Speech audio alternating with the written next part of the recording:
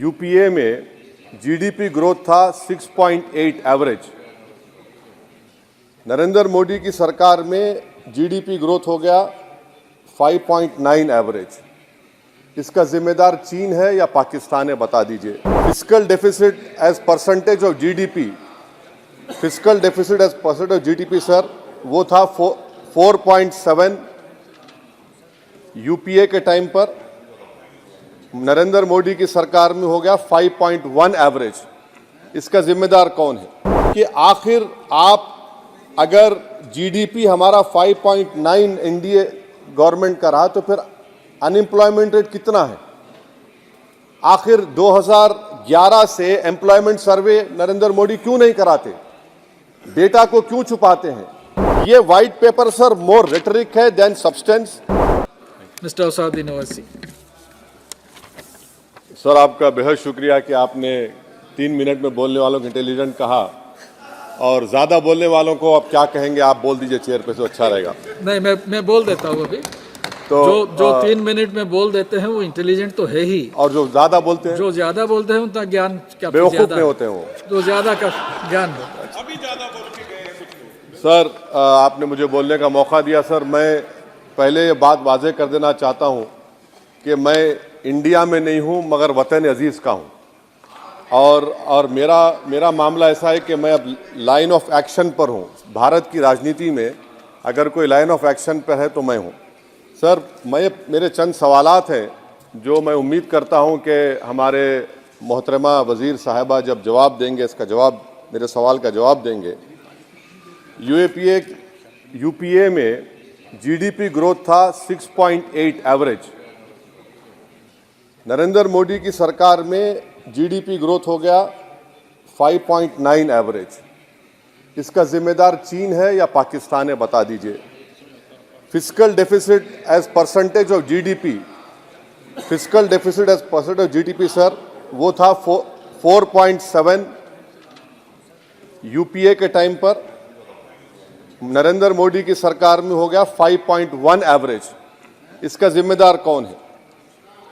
हाँ, पाकिस्तान है। सही कह रहे हैं आप। मान लिया आपके अक्ल की तारीफ करता हूँ। सर, इन्फ्लेशन है यूपीए के हुकूमत में 8% था, नरेंद्र मोदी की सरकार में 5% है। मगर क्या ये बात सच नहीं है कि जो ग्लोबल तेल की कीमतें थी 2008 से 14, वो एक बैरल $100 के ऊपर बिकता था। अब 2015 से 2021 तक एक बैरल ऑयल $55 से $70 के दरमियान में था। तो ये क्रेडिट आप नहीं ले सकते, ये आपकी मेहनत नहीं है, इसमें एक्सटर्नल रीजंस है। मेरा चौथा सवाल ये है सर कि आखिर आप अगर जीडीपी हमारा 5.9 एनडीए गवर्नमेंट का रहा तो फिर अनएम्प्लॉयमेंट रेट कितना है? आखिर 2011 से एम्प्लॉयमेंट सर्वे नरेंद्र मोदी क्यों नहीं कराते? डेटा को क्यों छुपाते हैं? आप करवाइए सर्वे। हाँ, ला लीजिए एनएसएसओ का ला के दे दीजिए। ये पीएलएफ हुआ था 2018 में, उसके बाद अब क्या हो रहा है? नहीं हो रहा है। ला लीजिए, तो कम से कम एनएसओ को बोलकर ये सर्वे करवा दीजिए। अच्छा, कंजम्पशन सर्वे 2017 से रुका हुआ है। सर, आप फाइनेंस मिनिस्टर होते तो शायद आ जाता। आपकी काबिलियत और आपकी अहमियत वहाँ पर नहीं है, मैं अफसोस के साथ कह रहा हूँ। सर, दूसरी बात, मेरा चौथा सवाल ये है कि 2005 में डॉलर था 43 रुपीस, 43 रुपये। 2014 में हुआ 83 रुपये। अब मैं इतने माहिर तो नहीं हूँ इकोनॉमी में, मेरा मोटा मोटा सवाल है, अब डॉलर है 83 रुपये। ये कौन जिम्मेदार है इसका सर? 83 रुपये क्यों हो गया डॉलर? माने नेट इंक्रीज जो है वो 23 रुपये का है। तो अब ये डिमांड इतना डॉलर का क्यों है? इसका जिम्मेदार कौन है? इसका जवाब शायद मोहतरमा देंगी। अच्छा सर, आप देखिए, फॉरेन करेंसी रिजर्व्स बोलते हैं 2011 में, बिल्कुल सही है, 294 बिलियन डॉलर था। 2013 तक वो 256 बिलियन हो गया। अब मैं व्हाइट पेपर आप पढ़ेंगे, new channel open by RBI. Number क्या है भाई? नंबर तो बता दीजिए। New channel open by RBI, number ही नहीं मालूम होता है। अच्छा सर, एक और सवाल मेरा है हेल्थ एक्सपेंडिचर फ्रॉम पॉकेट, ठीक है, 2005 में 69% था, 2014 में 64.2 हो गया। तो आपका नंबर क्या है बताइए ना, आपके दौर में क्या नंबर है? वो नंबर नहीं बता, मेडिकल कॉलेज खोल दिए, नंबर क्या है खर्चे का? तो ये जो व्हाइट पेपर है, एटलीस्ट 2020 का डेटा दे दो आप। ये white paper sir more rhetoric है देन सब्सटेंस। डिमोनेटाइजेशन की बात ही नहीं कर रहे। डिमोनेटाइजेशन तो बर्बाद कर दिया देश के गरीबों को, इसका जिक्र ही नहीं करेंगे। वो तो मास्टर स्ट्रोक था आपका, मगर बर्बाद हो गए।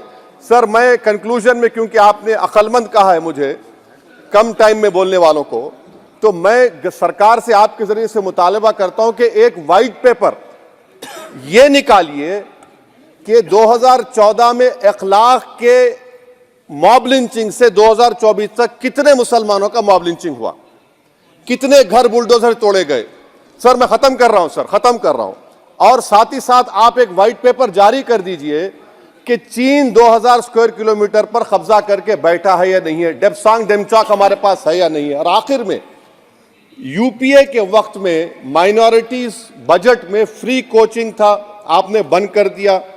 मौलाना आजाद फाउंडेशन आपने बंद कर दिया, मौलाना आजाद फेलोशिप आपने बंद कर दिया। फाउंडेशन तो 9, 10, 12 माइनॉरिटीज के बच्चों को स्कॉलरशिप मिलते थे। प्री मैट्रिक स्कॉलरशिप आपने 9th क्लास से उसको रेस्ट्रिक्ट कर दिया, हो गया। ये सर मैं खत्म कर रहा हूं सर। तो मदरसा एजुकेशन आपने खत्म कर दिया। ये क्यों किया आपने भाई? हद तो ये होगी कि आपके पास 2014 में एक मुस्लिम वजीर था, अब तो एक भी नहीं है, एक भी नहीं है। अजीब है मामला।